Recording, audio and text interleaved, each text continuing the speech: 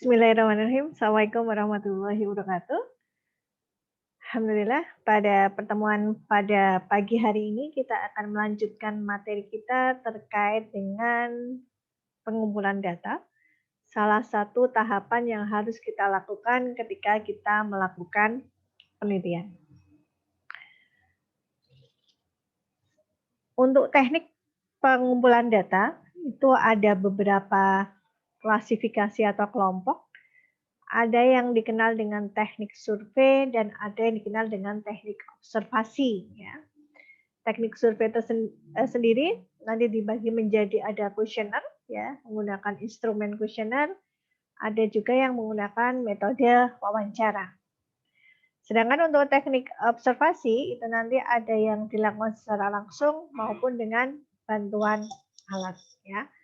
Nantinya kalau untuk kuesioner juga akan dibagi dengan mekanisme diberikan langsung atau mungkin kuesioner dikirim melalui alat komunikasi gitu ya.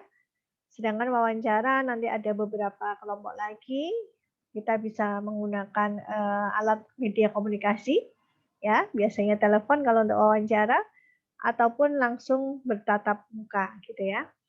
Sedangkan untuk teknik observasi secara langsung ya, itu nanti ada jenisnya diketahui oleh responden atau juga bisa juga ketika kita melakukan observasi itu tidak diketahui oleh responden. Sedangkan untuk teknik observasi dengan menggunakan bantuan alat itu juga sama. Kita bisa diketahui oleh responden dan bisa juga tidak diketahui responden. Tetapi yang harus kita pahami adalah ketika kita mengumpulkan data, pasti kita akan menemukan yang disebut dengan data yang bias. Ya. Ini menjadi salah satu hal yang harus kita pahami ketika kita mengumpulkan data.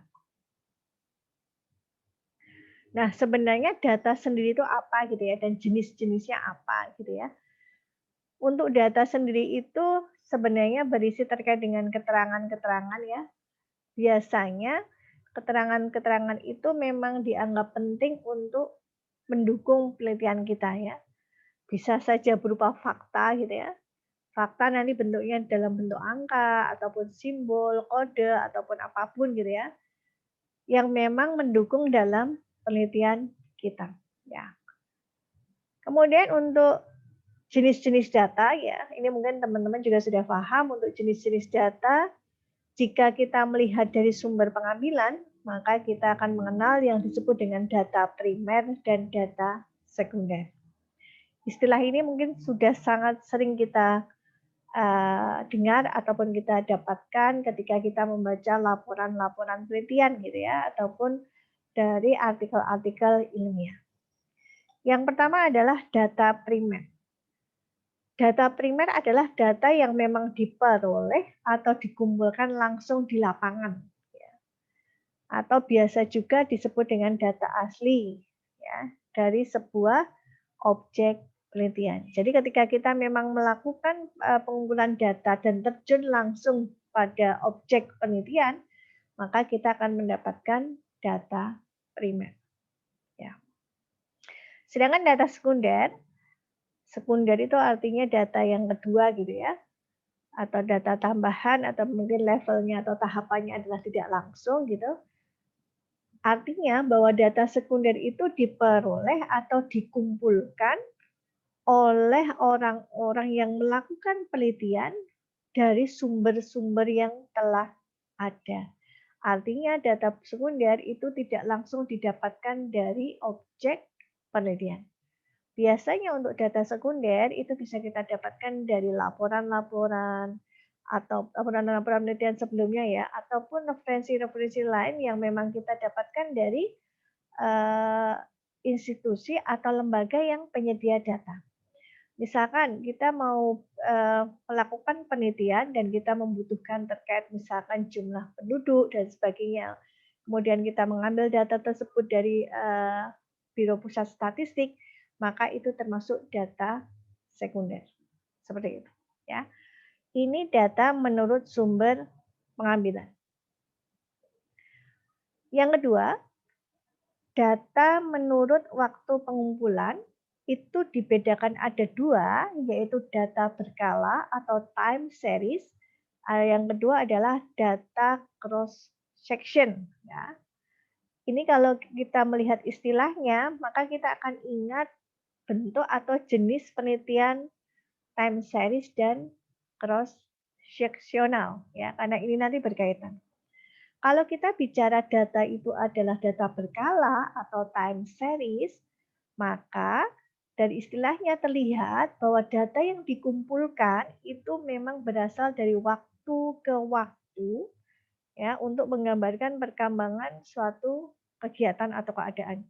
Artinya kalau kita bicara data berkala, berarti memang untuk data yang kita dapatkan itu memang dalam jangka waktu tertentu, ya, terus-terusan gitu ya. Sehingga kita melihat bahwa data itu kontinu, seperti itu. Maka kalau kita bicara data berkala atau time series, maka kita akan teringat jenis penelitian yaitu jenis penelitian longitudinal yang berlanjutan. Ya. Kemudian yang data yang kedua menurut waktu pengumpulan adalah data cross section. Ya. Artinya kalau cross section itu datanya diambilnya atau terkumpulnya pada waktu-waktu tertentu saja. Ya. Kalau di data series misalkan kita melakukan pengamatan atau penelitian terkait perilaku masyarakat gitu ya, misalkan terhadap penerimaan vaksin, maka kita akan lihat dari bulan pertama, bulan kedua, bulan ketiga, bulan keempat gitu ya, bulan kelima dan seterusnya, maka kita akan mendapatkan data time series. Tapi kalau data cross section, maka kita hanya lihat, misalkan bulan pertama kita ambil, habis itu bulan kedua kita tidak ambil, tahu-tahu bulan keempat baru kita ambil. Nah, itu termasuk data cross section ya, seperti itu. Yang ketiga, pengelompokan data berdasarkan sifatnya. Ya. Berdasarkan sifatnya, data dibedakan ada dua, yaitu data kualitatif dan data kuantitatif. Ya. Kalau data kualitatif, namanya juga kualitatif gitu ya. Maka data itu tidak berkaitan atau tidak berbentuk bilangan. Tapi kalau data kuantitatif, maka datanya berbentuk bilangan. Seperti itu. Ya, ini mungkin kalau untuk data menurut sifat, teman-teman sudah bisa membedakan gitu ya. Oke, kemudian kelompok berikutnya, jenis data menurut tingkat pengukuran. Kalau di beberapa materi sebelumnya teman-teman sudah belajar bahwa skala ukur itu ada 4, ya, ada nominal, ada ordinal, ada interval dan rasio, maka data pun sama. Ada yang disebut dengan data nominal, ada yang disebut dengan data ordinal, ada yang disebut dengan data interval, dan ada yang disebut dengan data rasio. Ya. Data nominal itu sama dengan skala ukur nominal. Artinya kalau kita bicara data nominal, itu adalah data yang sifatnya hanya pengelompokan saja berdasarkan kategori. Ya. Berdasarkan kategori tertentu, jadi tidak ada menunjukkan peringkat dan sebagainya. Ya. Seperti itu ya. Artinya misalkan kita bicara data nominalnya misalkan jenis kelamin laki dan perempuan gitu ya. Itu kita bisa sebut dengan data nominal ketika memang hanya untuk membedakan bahwa responden laki-laki dan responden perempuan. Tidak menunjukkan bahwa laki-laki itu lebih tinggi tingkatannya dibanding perempuan ataupun sebaliknya, seperti itu. Hanya membedakan saja, hanya mengelompokkan saja, maka itu disebut dengan data nominal. Ya. Kemudian yang kedua adalah data ordinal. Ya.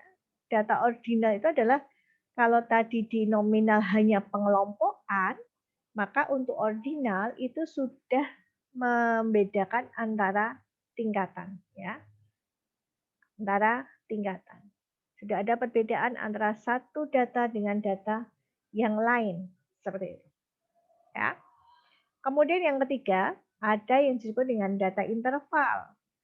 Data interval itu berarti selain ada kelompok, kemudian ada peringkat. Nah, di sini sudah ada yang disebut dengan jarak ya, jarak antar data, interval antar data. Itu disebut dengan data interval. Ya. Kemudian yang keempat ada yang disebut dengan data rasio. Ya, data rasio itu adalah data yang menghimpun semua ciri pada data ordinal, data interval gitu ya. Dan biasanya menunjukkan ukuran sebenarnya dari objek atau kategori yang diukur. Ya, kalau data rasio biasanya sudah menunjukkan ukurannya seperti itu. Ya. Contohnya dari tabel ini bisa kita lihat ya, ada sebuah tabel terkait dengan nilai dan juara serta hadiah. Ya. Ada 4 kolom, yaitu nomor, nama, kelas, nilai, juara ke, hadiah gitu ya. Kalau kita lihat dari tabel ini, terlihat bahwa kolom nomor ya, 1, 2, 3 itu terkait atau termasuk dengan data nominal. Karena angka 1, 2, 3 di nomor tersebut itu tidak menunjukkan peringkat, tetapi dia hanya menunjukkan pengelompokan biasa. Ya. Kemudian eh, kolom kelas ya, kolom kelas dia masuk ke dalam data ordinal. Kenapa? Karena kelas 3, 5, 4 itu sudah ada menunjukkan perbedaan tingkat. Kelas 3 itu beda dengan kelas 4 ataupun kelas 5 ya. Itu data ordinal. Kemudian ke kolom nilai dia termasuk dengan data interval ya. Karena di sana dia sudah menunjukkan adanya jarak antar data yang satu dengan data yang lain. Sedangkan kolom ke-5 ya, kolom ke-5 itu juga termasuk data interval ya. Yang terakhir kolom hadiah itu termasuk data rasio karena sudah menunjukkan ukuran dari setiap kategori atau setiap objek ya. Kemudian kita akan masuk sebenarnya apa yang disebut dengan pengumpulan data gitu ya. Pengumpulan data kalau secara penjelasan atau definisi bebas adalah ya berarti kegiatan untuk mengumpulkan data gitu ya. Selesai gitu ya, definisi secara bebas. Tinggal kita memahami data itu tadi apa. Data tadi adalah kita sebutkan kalau data tadi kan ada peristiwa atau fakta gitu ya yang kita dapatkan dari objek penelitian. Ya, yang kita butuhkan untuk mendukung atau menunjang penelitian. Ya. Dari pengumpulan data nanti kita bisa mencatat peristiwa-peristiwa atau hal-hal atau keterangan atau informasi ataupun karakteristik dari populasi ataupun sampel yang memang sedang kita amati. Sehingga nantinya pencatatan tersebut akan kita gunakan sebagai pendukung dari penelitian, ya. Itu pengumpulan data, ya. Kemudian ya, tadi secara teknik pengumpulan data ada dua ya tadi ya, ada teknik survei, ada teknik observasi gitu ya. Nah, sekarang kita akan bicara yang teknik yang pertama, di mana salah satunya adalah menggunakan kuesioner atau angket. Kita sudah mempelajari terkait dengan cara pembuatan kuesioner ya atau instrumen penelitian yaitu berupa kuesioner. Kita paham benar bahwa kalau kita bicara kuesioner berarti kita harus memberikan atau menyerahkan daftar pertanyaan yang kemudian harus diisi atau dijawab oleh responden. Ya. Responden itu siapa? Responden itu adalah orang yang memang memberikan tanggapan atau respon atas pertanyaan kita. Ya. Kita sudah bicara terkait dengan populasi dan sampel gitu ya. Maka responden yang kita maksudkan adalah memang orang-orang yang termasuk di dalam populasi penelitian kita. Ya. Seperti itu. Untuk menggunakan teknik kuesioner ini atau menggunakan angket ini, maka responden harus memiliki tingkat pendidikan gitu ya. Artinya, ketika kuesioner tersebut dibuat menggunakan suatu pertanyaan-pertanyaan, harus kita pastikan bahwa responden paham dengan pertanyaan yang kita tulis dalam kuesioner tersebut. Ya, ini salah satu tantangan ketika kita menggunakan kuesioner dalam penelitian kita. Kemudian, ada beberapa keuntungan ketika kita menggunakan kuesioner. Ya. Yang pertama, dapat menjangkau sampel dalam jumlah besar. Ya, karena kita bisa mengirimnya lewat pos, sekarang lewat email, gitu ya, atau mungkin sekarang lewat media sosial, gitu ya. Artinya, sampel responden yang kita akan kirimi kuesioner itu akan jauh lebih mudah tercapai, gitu ya. Kemudian biaya yang diperlukan jika dibandingkan dengan teknik lain gitu, mungkin relatif murah gitu ya. Apalagi sekarang kita bisa mengirim lewat bentuknya adalah soft file gitu ya, lewat email, lewat WA yang kemudian bisa dikembalikan dalam bentuk soft file juga gitu ya. Atau juga bahkan kita sekarang sudah difasilitasi adanya membuat kuesioner online gitu ya dengan berbagai macam misalkan Google Form dan sebagainya. Ya, itu juga memudahkan kita seperti itu. Bahkan ada beberapa website yang memang menyediakan layanan atau fitur kuesioner online. Itu juga sangat memudahkan kita untuk menjangkau sampel yang lebih banyak. Ya. Kemudian keuntungan yang lain adalah kalau kita menggunakan angket ya atau kuesioner, maka responden dia memiliki otoritas ya atau kesempatan untuk mengisi sendiri, menjawab sendiri sesuai dengan dia ya tanpa tanpa kita bisa pengaruhi gitu ya. Karena kalau misalkan responden mengatakan A ya dia akan lebih mudah menjawab A gitu ya. Tidak puas ya tidak puas seperti itu. Tanpa bisa kita pengaruhi seperti itu. Tetapi kalau kita menggunakan angket atau kuesioner juga ada kerugian atau apa nih kekurangannya. Yang pertama,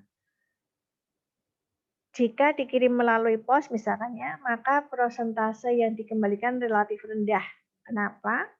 Karena kita akan membebani responden untuk misalkan membeli perangko, mengirimkan lewat pos, seperti itu ya. Itu jika kuesionernya memang bentuknya adalah fisik ya. Tetapi hal ini sudah bisa ada solusi sekarang karena banyak sekali media yang bisa kita gunakan untuk mengirim kuesioner atau tadi saya sampaikan sudah ada media-media atau website yang memang dia menyediakan fasilitas untuk membuat kuesioner online ya.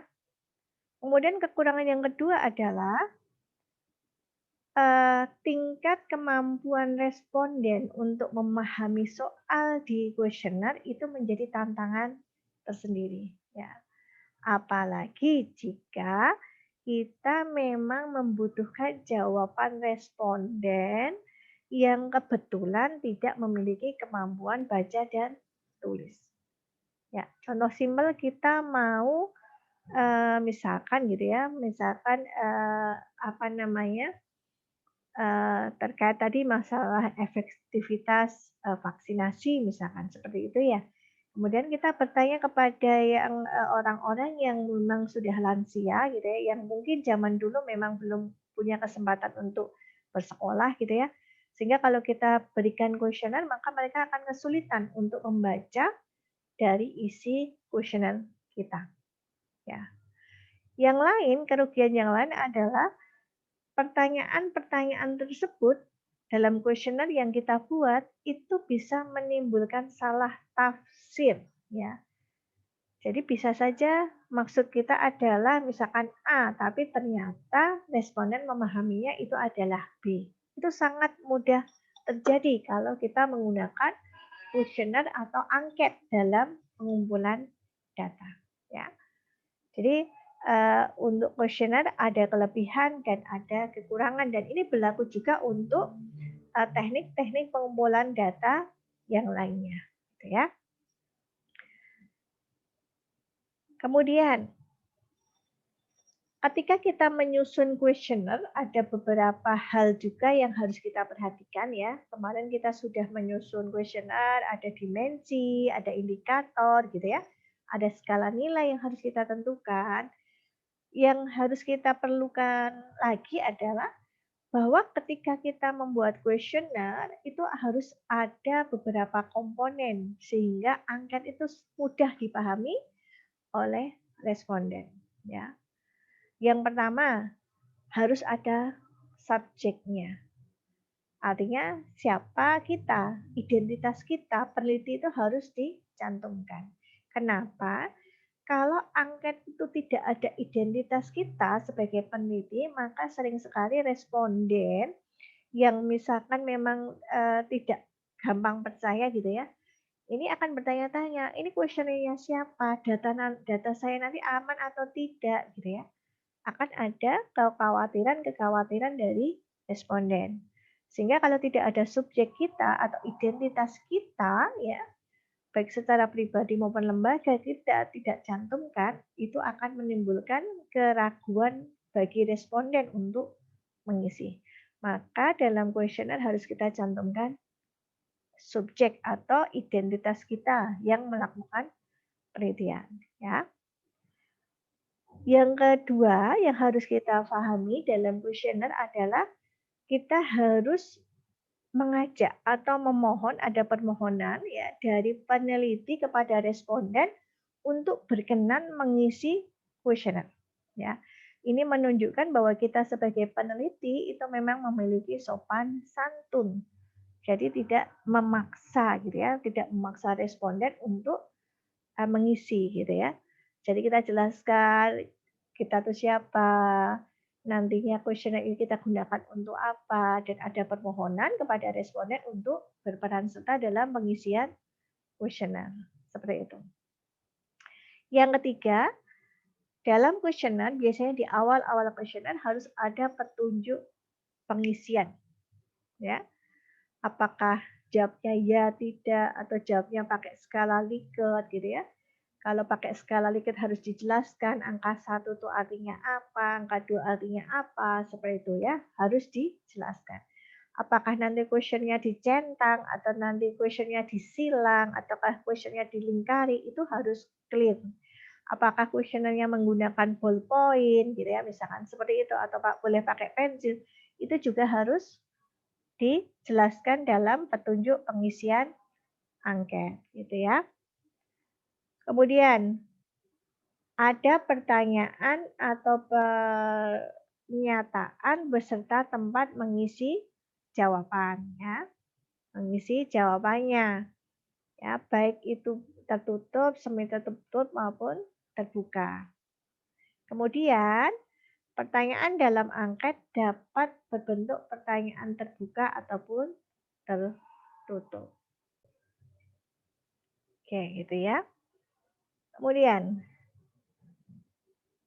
ada beberapa hal yang harus kita perhatikan ketika kita membuat pertanyaan atau pernyataan dalam kuesioner gitu ya.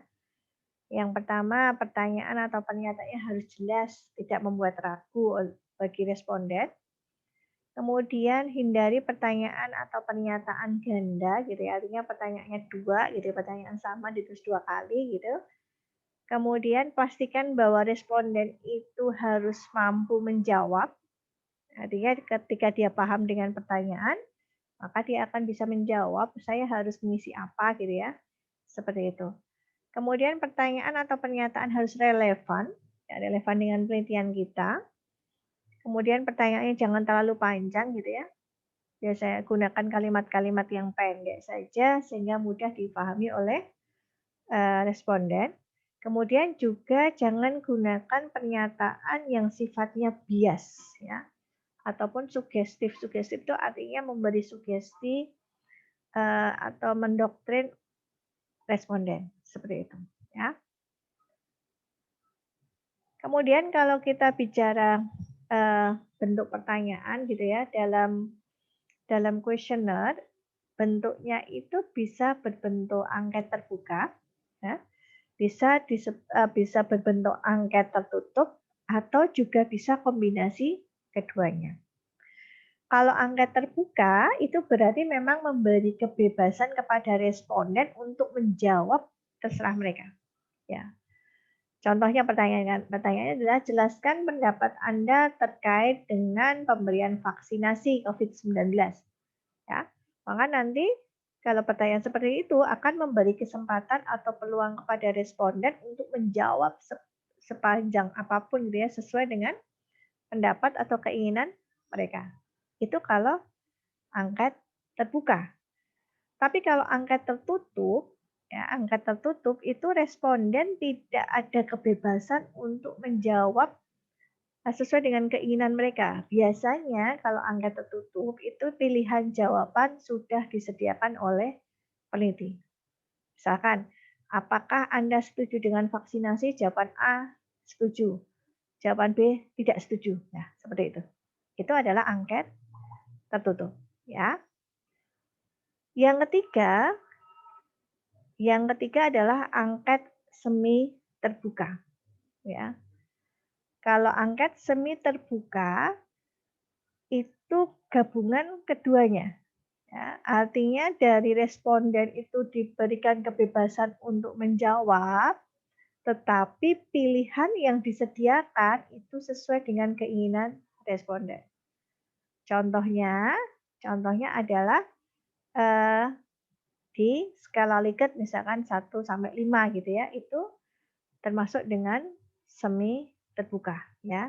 Karena bukan lagi ya tidak, tetapi ada yang sangat puas, sangat tidak puas, ya puas gitu ya. Seperti itu. Ya, itu jenis angket. Itu teknik yang pertama untuk survei adalah angket gitu ya. Teknik yang kedua adalah menggunakan wawancara.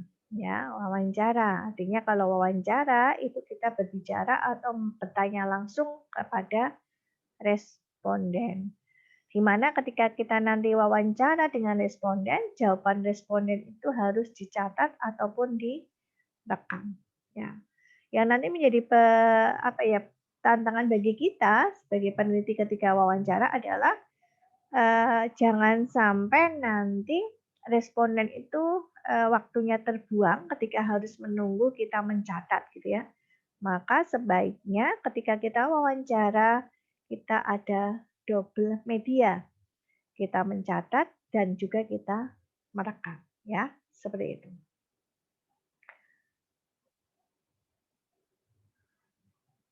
Kelebihan teknik wawancara gitu ya. Ketika kita melakukan atau memilih teknik wawancara, ini sangat mudah kita lakukan kalau memang responden kita tidak punya kemampuan untuk baca tulis ya. Seperti itu tadi saya katakan kalau misalkan di kuesioner kita menemukan responden yang dia tidak punya kemampuan baca tulis gitu ya karena mungkin lansia atau memang belum punya kesempatan untuk bersekolah gitu ya, maka kita bisa menggunakan teknik wawancara ya. Kita langsung bertanya kepada responden. Yang kedua, kalau ada pertanyaan gitu ya, kalau misalkan ada kuesioner kan, ada pertanyaan yang kemudian bingung responden untuk memahaminya, maka dengan teknik wawancara, responden bisa bertanya kembali kepada kita sebagai pewawancara, maksudnya apa ya Mas? Maksudnya apa ya Mbak? Gitu ya. Sehingga dapat kita sebagai pewawancara dapat langsung menjelaskan maksud pertanyaan tersebut. Ya. Yang berikutnya adalah ketika kita mewawancara, maka kita juga langsung bisa melakukan cross check balik kepada responden. Ya, mengulangi lagi jawaban responden ketika kita memang merasa misalkan gagal paham gitu ya dengan jawaban responden. Seperti itu. Ya. Tetapi teknik wawancara pun juga punya kekurangan. Ya. Yang pertama terkait dengan biaya itu juga cukup lumayan ketika apa? Ketika memang respondennya mungkin tempatnya atau posisi lokasinya jauh dari kita. sehingga kita perlu biaya perjalanan gitu ya, seperti itu ya. Dan kemudian teknik wawancara ini juga respondennya juga kecil gitu ya. Karena apa? Sekali wawancara kan kita prosesnya itu juga tidak mudah ya. Dari kita memulai menghubungi responden dulu ya, kemudian meminta izin, kemudian menentukan waktu wawancara, longgarnya responden itu kapan, gitu, hari kapan, berapa jam gitu ya. Sehingga memang ketika kita melakukan wawancara, ini jangkauan respondennya kita memang jauh lebih sedikit dibandingkan kita menggunakan kuesioner, seperti itu. Dan ini yang ketiga gitu ya, yang ketiga adalah, kehadiran pewawancara mungkin mengganggu responden gitu ya. Kenapa? Karena secara manusiawi responden ini kan punya kesibukan juga dan punya perasaan yang suasana hati yang mungkin, tidak selalu sama gitu ya.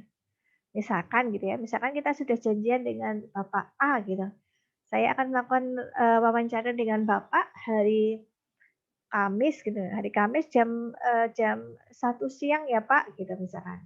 Itu sudah kita lakukan janjian sebelumnya dan Bapak A mengiyakan.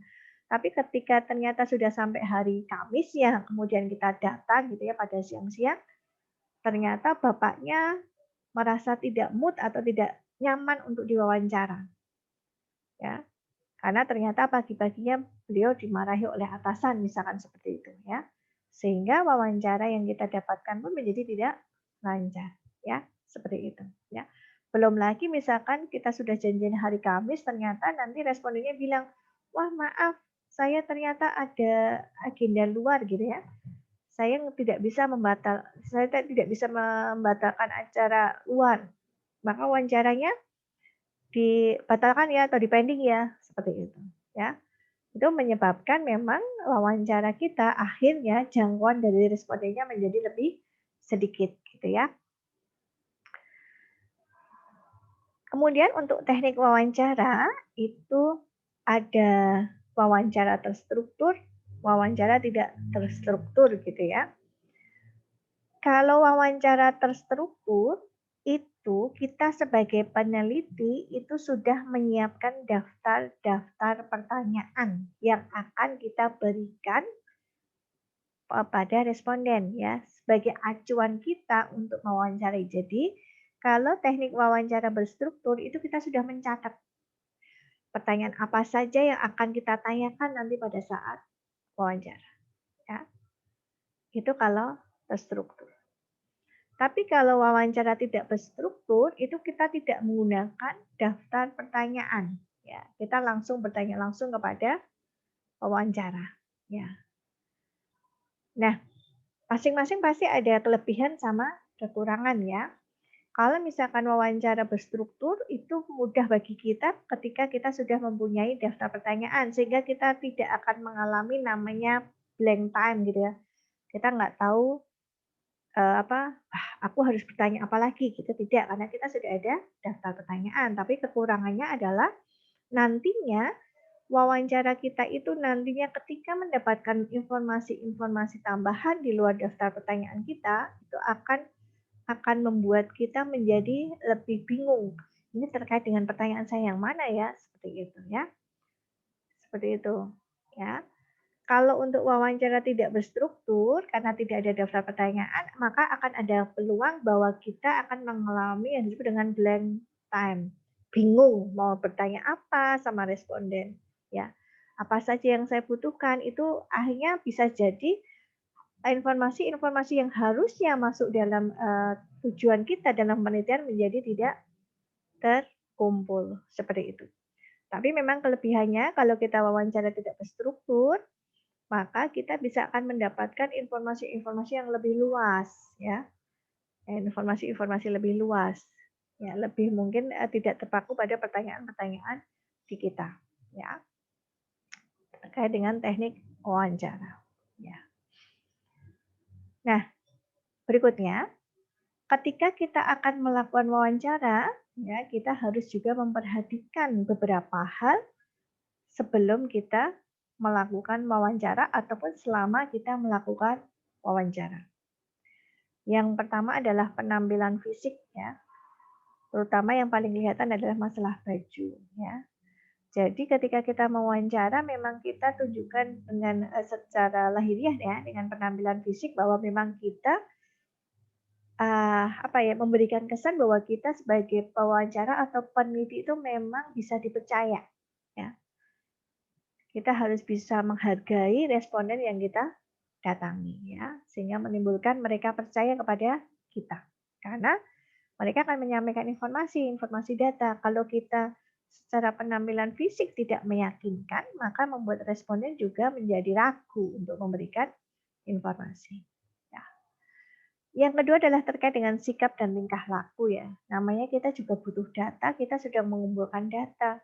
Maka sikap dan tingkah laku kita juga harus sopan, beretika gitu ya. Apalagi ketika kita harus datang kepada kantor ataupun rumah responden gitu ya, ataupun bertemu di tempat-tempat umum gitu ya, sesuai dengan keinginan responden. Maka kita harus bisa menjaga sikap dan tingkah laku. Berikutnya, kita sebagai pewawancara juga harus menyebutkan identitas gitu ya. Anda siapa, berasal dari institusi apa, tujuan penelitiannya apa, itu disampaikan gitu ya. Bahkan kalau perlu kita harus menunjukkan kartu pengenal atau surat tugas gitu ya. Bahwa memang kita melakukan pengumpulan data dengan wawancara ini memang sudah secara resmi. Seperti itu ya. Kemudian berikutnya adalah ketika wawancara kita harus sudah siap materinya dan kita harus paham sebenarnya pertanyaan-pertanyaan apa yang harus kita berikan kepada responden ya. Kita harus siap, kita paham benar penelitian kita tentang apa gitu ya. Jadi nantinya ketika responden itu bertanya gitu ya, biasanya kan kalau responden itu mereka akan merasa nyaman memberikan jawaban ketika memang sudah ada percaya sama kita gitu ya, sudah ibaratnya sudah, oh orang ini bisa dipercaya, penelitian ini meyakinkan gitu ya. Maka kita harus siap juga gitu. Jangan sampai nanti ketika kita ditanyain, ini penelitian ini terkait dengan apa ya gitu. Kita malah bingung sendiri untuk memberikan penjelasan. Nah, ketika kita bingung, kita tidak siap, maka responden juga menjadi tidak nyaman untuk memberikan informasi seperti itu. Ya. Berikutnya, hal-hal lain juga yang perlu kita perhatikan ketika kita wawancara adalah pastikan membuat perjanjian dulu dengan responden ya. Responden ini kan pasti juga sibuk ya, ada kegiatan gitu ya, baik di kantor ataupun di masyarakat ataupun kegiatan pribadi gitu ya. Dan pastikan bahwa mereka bersedia untuk diajak wawancara. Kalau misalkan sudah menentukan hari ya dipastikan hari, tanggal, jam berapa, di mana gitu ya. Seperti itu harus dilakukan perjanjian dulu terlebih dahulu ya. Seperti itu. Kemudian ketika memulai wawancara, gunakan kalimat pembuka dulu ya, bahasanya tetap baik, tetap sopan gitu ya. Seperti itu. Ketika wawancara kita harus paham benar bahwa pandangan pertama atau kesan pertama itu harus sudah bagus. Karena kalau kesan pertama itu sudah jelek, itu akan mempengaruhi mood ya, mood atau sikap dari responden untuk selanjutnya ya. Jadi pastikan memang pertemuan pertama itu memang memberi kesan yang baik seperti itu. Kemudian kita juga punya hak gitu ya. Misalkan responden ini dia bingung harus menjawab apa gitu ya, atau kebingungan mengemukakan pendapat gitu, kita sebagai peneliti bisa kemudian seperti mengarahkan gitu ya. Ada satu pertanyaan, kemudian sepertinya respondennya kok bingung, dia harus menjawab apa gitu. Kita bisa mengarahkan, maksud saya gini Bapak, bagaimana pendapat Bapak misalkan gitu. Itu juga bisa ya. Tapi dengan tetap pesan bahwa kita tidak menggurui seperti itu. Ya. Oke, sekarang observasi ya. Dari teknik survei sekarang teknik observasi. Kalau teknik observasi namanya juga observe ya. mengamati gitu ya, itu berarti kita ada tahapan pemilihan, ada tahapan pengubahan, pencatatan, pengkodean serangkaian perilaku dan suasana yang berkenaan dengan organisme in situ sesuai dengan tujuan empiris. Ada kata-kata in situ, inside. Artinya kalau in situ atau inside berarti kita melakukan observasinya memang langsung terjun di lapangan, ya. Tahap yang pertama adalah terkait dengan pemilihan, ya. Kita harus paham, ya. Kita harus laku pengamat, kita harus paham dan fokus terkait dengan pengamatan itu akan dilakukan secara sengaja atau tidak sengaja, ya. Kemudian kita harus paham benar bahwa ketika kita observasi, kita sebagai pengamat itu boleh mengubah perilaku responden atau objek yang kita amati atau tidak mengganggu gitu ya. Seperti itu. Yang berikutnya tahap pencatatan dalam observasi kita harus merekam ya ataupun mencatat hasil apapun dari pengamatan atau observasi yang kita lakukan ya. Seperti itu. Kemudian pengkodean. Ya, pengkodean itu berarti kita menyederhanakan catatan. Kenapa? Ketika kita mengamati itu kan pasti waktunya juga terbatas ya. Artinya kan kita tidak mungkin kemudian mencatat dengan apa namanya sangat rapi, runtut dan sebagainya kan akan menjadi sebuah kesulitan. Sehingga nantinya kita harus mereduksi catatan-catatan kita itu ya atau menyederhanakan catatan-catatan itu uh, dengan bahasa yang lebih singkat atau misalkan bisa dengan simbol-simbol gitu ya, tetapi datanya tetap utuh, tetap lengkap seperti itu. Ya, tadi ada in situ berarti kita bawa pengamatan langsung kepada lapangan, kemudian kita harus sesuaikan bahwa pengamatan kita itu memang sesuai dengan tujuan empiris yang akan kita lakukan dalam penelitian ini. Ya. Ingat, ketika kita observasi, maka yang kita amati adalah perilaku dan suasana dari responden ataupun objek penelitian. Ya. Kita langsung mengamati gitu ya di lapangan kepada objeknya. Kalau kita bicara terkait dengan observasi perilaku masyarakat yang tinggal di bantaran kali ya berarti kita datang ke bantaran kali tersebut, kita mengamati gitu ya, kita mencatat, kita merekam semua hal yang memang terkait perilaku ataupun sikap dari responden ya. Kelebihan dari teknik observasi karena kita terjun langsung in situ gitu ya di lapangan penelitian, maka data yang kita dapatkan adalah data aktual ya. Pada saat terjadinya tingkah laku gitu ya. Kita akan melihat langsung misalkan tadi pengamatan pola hidup masyarakat di bantaran kali gitu ya. Kita akan lihat tingkah lakunya, perilaku dari masyarakat sekitar bantaran kali gitu ya. Itu akan kita langsung bisa catat, kita rekam seperti itu. Kemudian kita ketika kita bicara di teknik observasi maka kita bisa langsung melihat gitu, langsung melihat tingkah laku. Oh, ternyata tingkah laku masyarakat di bantaran kali seperti ini. Itu langsung bisa memastikan bahwa alat ukur kita juga langsung bisa diketahui, ya. Seperti itu. Ya, kita bisa langsung melihat tingkah lakunya, kita melihat perilakunya gitu ya, sikapnya dari objek atau lingkungan penelitian kita. Ya. Tetapi kekurangan dari teknik observasi adalah bisa saja untuk mendapatkan data yang kita harapkan sesuai dengan tujuan empiris kita, maka kita harus menunggu munculnya perilaku tersebut muncul. Ya. Misalkan tadi kita pengen melihat perilaku membuang sampah bagi masyarakat di pinggir kali gitu ya. Maka kita harus benar-benar menunggu kapan muncul perilaku membuang sampah tersebut di bantaran kali. Ya. Seperti itu.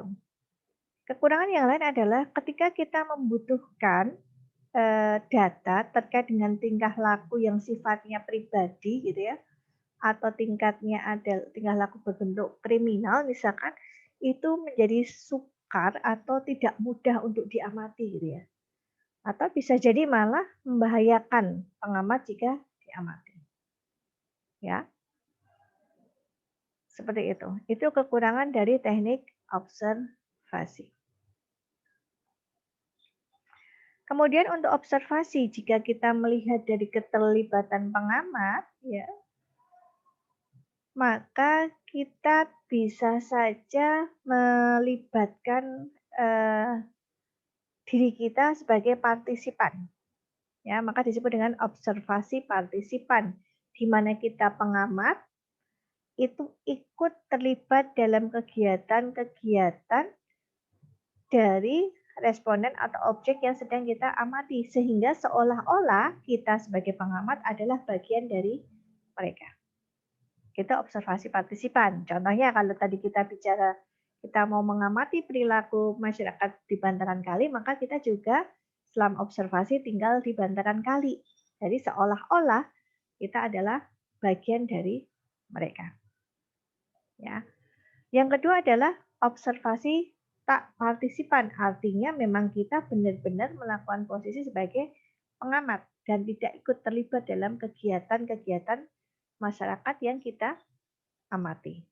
Seperti itu ya.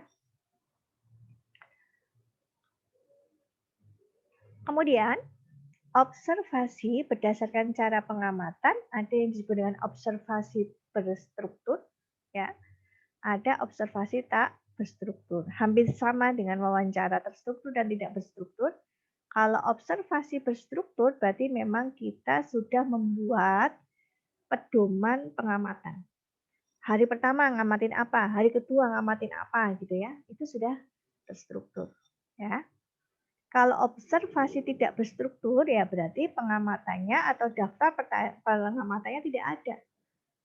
Kita datang dapat data apa kita catat, besok datang lagi dapat data apa kita catat, seperti itu ya. Itu observasi tidak terstruktur. Kemudian teknik lainnya adalah teknik studi dokumentasi. Jadi tadi ada teknik survei, ada teknik observasi, ada teknik lain yaitu studi dokumentasi ya. Teknik ini tidak langsung berkaitan dengan subjek penelitian atau penelitian ataupun responden dari penelitian, tetapi kita mengumpulkan data melalui dokumen ya. Makanya disebut dengan studi dokumentasi. Nah, dokumen yang bisa kita pakai dalam pengumpulan data ini adalah bisa berbentuk buku harian, surat pribadi, laporan, notulen rapat, catatan kasus, dokumen lain gitu ya. Itu termasuk dalam studi dokumentasi ya. Jadi tidak terkait atau berhadapan langsung dengan responden. Kelebihan dari studi dokumentasi ya, teknik ini merupakan pilihan alternatif gitu ya. Jika memang kita tidak mungkin mengumpulkan data melalui survei ataupun melalui observasi. Ya, ini pilihan alternatif. Kalau kita menggunakan studi dokumentasi, maka ada kelebihan lain bahwa karena kita tidak berkaitan langsung dengan orang, maka data yang diperlukan tidak terpengaruh oleh kehadiran peneliti atau pengumpul data, karena memang datanya sudah ada. Ya. Kemudian kelebihan lain kalau kita menggunakan studi dokumentasi, maka kita bisa menggunakan data yang memang data masa lalu gitu ya, data bertahun-tahun yang lalu bisa kita dapatkan. Ya. Seperti itu. Kemudian sampelnya juga lebih banyak karena kita bisa mengumpulkan dokumen-dokumen yang tersedia gitu ya, dan biayanya relatif kecil. Ya. Tetapi dari studi dokumentasi juga ada kekurangan. Yang pertama adalah bias. Karena kan itu tulisan, dokumen ya. Dokumen ya. Dan kita juga tidak paham apakah itu benar atau tidak gitu ya. Ada data-data yang mungkin disajikan terlalu berlebihan atau bahkan ada data yang disembunyikan ya, karena itu dokumen ya. Kemudian eh, tidak semua dokumen itu yang tersedia pastinya itu mendukung atau bersesuaian dengan data penelitian kita ya. Bisa saja memang zaman dulu dokumentasi-dokumentasi terkait dengan objek penelitian kita misalkan memang sedikit gitu ya. Tidak komplit, tidak lengkap seperti itu ya. Kemudian formatnya juga tidak baku misalkan, tidak sesuai dengan format penelitian kita misalkan. Itu juga menjadi kesulitan atau kekurangan ketika kita menggunakan teknik studi dokumentasi ya. Kemudian teknik yang berikutnya adalah teknik analisis isi gitu ya. Teknik analisis isi adalah studi tentang artiverbal. Analisis ini digunakan untuk memperoleh keterangan dari isi yang disampaikan dalam bentuk lambang ya. Biasanya dipakai untuk analisis dari surat kabar, buku, puisi, cerita rakyat, musik, teater dan sebagainya ya. Kemudian pengumpulan data berdasarkan dengan banyaknya data yang diambil itu ada yang disebut dengan sensus ya. Data sensus itu adalah pengumpulan data dengan cara mengambil elemen atau anggota populasi secara keseluruhan untuk diselidiki atau pengumpulan data melalui populasi. Kalau sensus itu berarti semua anggota populasi itu didata ya. Kita ingat seperti misalkan sensus penduduk gitu ya. Kalau sensus penduduk itu kan memang semua penduduk pasti akan didatangi untuk di sensus ya. Itu sensus ya. Yang kedua adalah sampling ya. Kalau tadi sensus populasi yang dikumpulkan datanya, tapi kalau sampling kita menggunakannya adalah sampel ya. Jadi contoh sebagian elemen dari populasi yang kita jadikan responden ya, sehingga sampling ini atau data sampel ini sering sekali disebut dengan estimate value atau data prakiraan seperti itu ya. Itu teman-teman terkait dengan teknik pengumpulan data, ada beberapa macam. Semoga materi yang saya berikan bermanfaat. Saya tutup. Terima kasih. Wassalamualaikum warahmatullahi wabarakatuh.